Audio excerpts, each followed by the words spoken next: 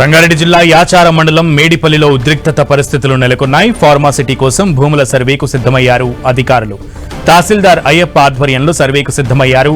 అయితే ఫార్మాసిటీ కోసం తమ భూములను ఇచ్చేది లేదని రైతులు ఆందోళన చేపట్టారు. పోలీసులు భారీగా మోహరించారు. పూర్తి సమాచారం మా ప్రతినిధి సునీల్ లైవ్ ద్వారా అందిస్తారు. సునీల్. రంగారెడ్డి జిల్లా యాచారము మేడిపల్లి గ్రామం వద్ద కొంత ఉద్రిక్తమైన వాతావరణం చోటు చేసుకుంది. గత కొంతకాలంగా అక్కడ తెలంగాణ రాష్ట్ర ప్రభుత్వము ఫార్మాసిటీ ఏర్పాటు చేయాలని నిర్ణయించుకుంది. అయితే ఈ ఫార్మాసిటీ కోసము భూసేకరణ చేస్తున్న నేపథ్యంలో ఆ భూసేకరణ కోసం ఈరోజు సర్వే చేయడానికి వచ్చినటువంటి కొంతమంది అధికారులపై కూడా అక్కడ ఉన్నటువంటి గ్రామస్తులు తీవ్ర అభ్యంతరం వ్యక్తం చేసింది.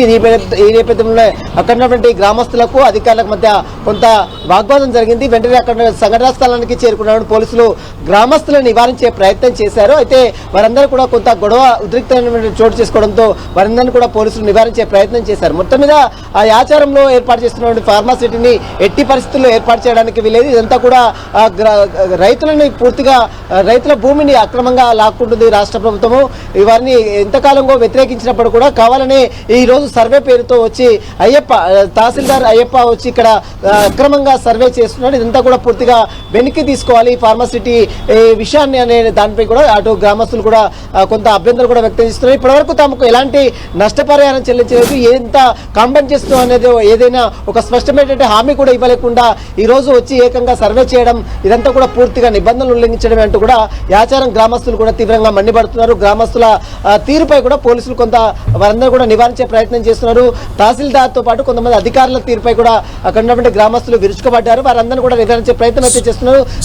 ఒక టెన్షన్ మాత్రం అయితే అక్కడ యాచారం మండలంలో మేడిపల్లి గ్రామం వద్ద చోటు చేసుకుంది. సునీల్, భారీగా పోలీసులు అయితే మోహరించడం మనం చూస్తున్నాం. సర్వే అయితే కొనసాగిస్తున్నారా తహసీల్దార్, లేదు ప్రజల డిమాండ్లకు తలగ్గారా? ప్రస్తుతం అయితే సర్వేని ఆపివేశారు.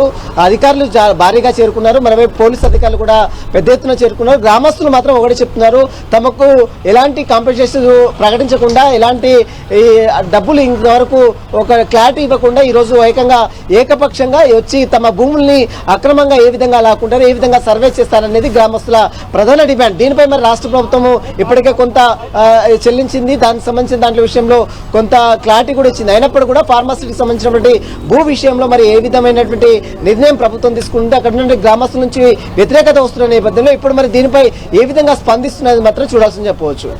ఓకే సునీల్.